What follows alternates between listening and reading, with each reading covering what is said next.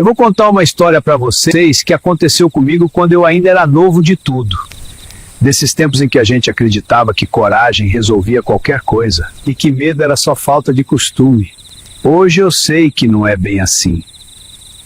Tem coisa que não se enfrenta. Mas isso eu só aprendi depois. Naquele tempo eu morava num sítio afastado, pros lados do Agreste de Pernambuco, perto de uma cidade pequena chamada Pombos. Dessas que à noite ficam tão silenciosas que dá para ouvir até pensamento. Eu tinha acabado de casar e fui morar com minha mulher numa casa simples, de taipa batida, chão de barro, telhado de telha velha. Em volta, só roçado, mata fechada e estrada de terra. O mundo parecia encolher só para nós dois. De dia era tudo bonito. Canto do galo, o cheiro do café, o barulho da enxada batendo no chão. Mas à noite era diferente. A mata ganhava outra voz. Não era só grilo e sapo, não. Tinha uns silêncios estranhos, uns sons que não dava para explicar direito. Minha avó, Deus a tenha, sempre dizia que quem mora afastado aprende cedo que a mata não é vazia. Ela é cheia de coisa que a gente não vê, só sente. Eu ria quando ela falava isso, achava exagero de gente antiga. Até a primeira noite. Era um fim de tarde abafado. O céu ficou vermelho antes de escurecer, daqueles vermelhos carregados que deixam a gente meio inquieto sem saber por quê. Jantamos cedo, apagamos o candeeiro e fomos deitar. A casa ficou mergulhada naquele breu que só existe longe da cidade, onde não tem poste, não tem luz de vizinho, não tem nada. Foi aí que eu ouvi. Um assobio, fino, comprido, vindo de longe. No começo, achei que fosse vento passando entre os galhos, mas não era. O som vinha, parava, depois voltava, sempre no mesmo tom, como se alguém estivesse andando devagar em volta da casa, medindo os passos. Não era canto de passarinho, nem barulho de gente perdida, tinha intenção naquele som. E isso foi o que mais me incomodou. Minha mulher se mexeu na cama e cochichou, perguntando se eu estava ouvindo. Eu disse que sim, mas tentei fazer pouco caso. Disse que devia ser alguém passando na estrada, ou algum doido da noite. Falei isso mais para convencer a mim mesmo do que a ela. O assobio foi se afastando e depois de um tempo sumiu.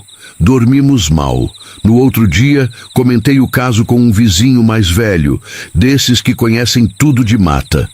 Ele ficou sério na mesma hora. Disse para eu não brincar com essas coisas, que assobio fino à noite não era sinal bom. Falou de uma entidade antiga que o povo chamava de Comadre Florzinha, que rondava casas afastadas, gostava de cachorro e tinha mania de puxar gente pelo medo. Eu ri. Disse que não acreditava nessas histórias. Ele não riu comigo. Na segunda noite, o cachorro começou a se comportar estranho ainda antes de escurecer. Andava de um lado para o outro, farejando o ar, rosnando pro nada. Era um bicho manso, acostumado com tudo, mas naquela noite parecia outro. Quando a lua subiu no céu, cheia e branca, iluminando o terreiro como se fosse dia, o assobio voltou. Dessa vez, mais perto.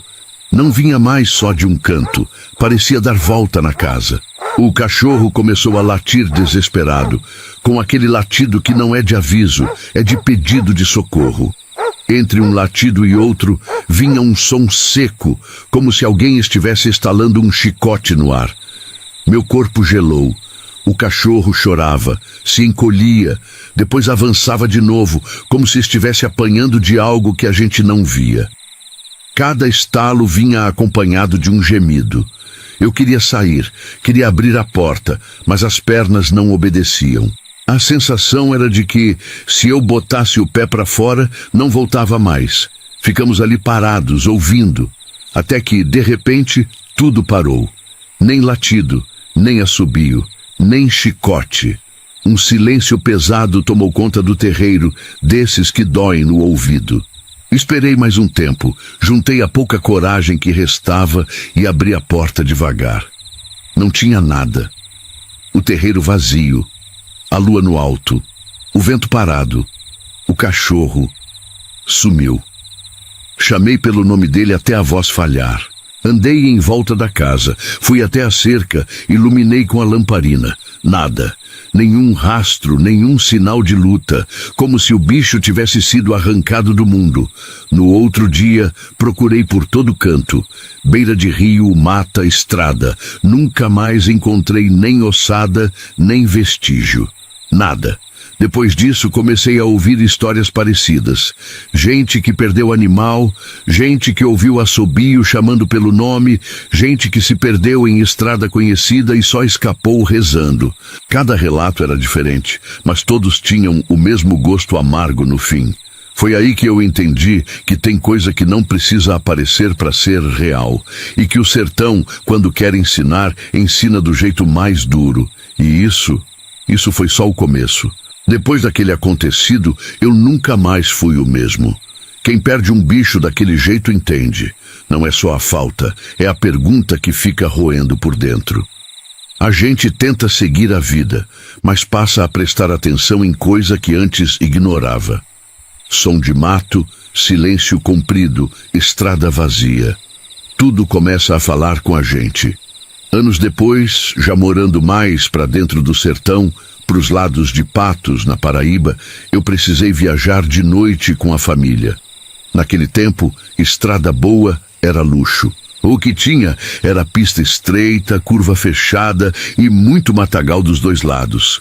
Viajar de madrugada era costume, porque o calor era menor e dava para chegar cedo no destino. A lua não apareceu naquela noite. O céu estava fechado, sem estrela, sem nada. Só o farol do carro cortando o escuro e o ronco do motor lutando contra a subida. De um lado da estrada, ribanceira. Do outro, mato fechado, daqueles que parecem engolir a luz. No meio de uma curva, o carro tossiu e morreu. Encostei no acostamento com cuidado, sentindo o coração bater mais rápido do que devia. Caminhão passava zunindo, balançando o carro, levantando poeira. As crianças no banco de trás começaram a chorar, sem entender direito o que estava acontecendo. Mulher nenhuma gosta de ficar parada em estrada deserta, ainda mais de noite. E com razão. Abri o capô e tentei resolver. Lanterna fraca, mão suja de graxa e pensamento ruim rondando a cabeça. Foi aí que eu ouvi. Uma risada. Não vinha da estrada, vinha do mato. Não era riso de gente alegre, nem de bêbado. Era riso debochado, desses que parecem zombar da desgraça alheia. Um riso curto, cortado, que surgia de um ponto e depois aparecia mais perto, como se estivesse andando sem pisar no chão. Senti um frio que não vinha do vento. Minha mulher começou a rezar baixinho. As crianças choravam mais forte. Eu fingia mexer no motor, mas o ouvido estava todo ali, preso naquele som. A risada parecia brincar com a gente. Às vezes vinha de um lado, às vezes do outro. Nunca aparecia ninguém, só o som. A estrada parecia viva. Era como se ela estivesse esperando a gente fraquejar. Rezei também, não por coragem, mas por saída. E foi no instante em que o motor pegou de novo, de repente, sem aviso, que a risada sumiu. Não foi diminuindo, não foi se afastando. Sumiu seca, como se alguém tivesse fechado uma porta invisível. Entrei no carro sem olhar para trás e fui embora. Só quando a estrada clareou um pouco, minha mulher falou que aquele riso não era coisa desse mundo. Disse que tem estrada que guarda as almas de quem morreu ali, que ficam rondando, esperando companhia. Eu não discuti. Quem escuta sabe. Depois disso, passei a juntar histórias. Não porque eu quisesse, mas porque elas vinham até mim. No sertão, quem escuta com respeito acaba virando depósito de relato alheio. Teve uma vez que ouvi falar de um homem que morava isolado num rancho para os fundos de uma grota. Diziam que ele mexia com coisa errada, que sumia bicho demais perto da casa dele. Galinha, porco, cachorro, tudo.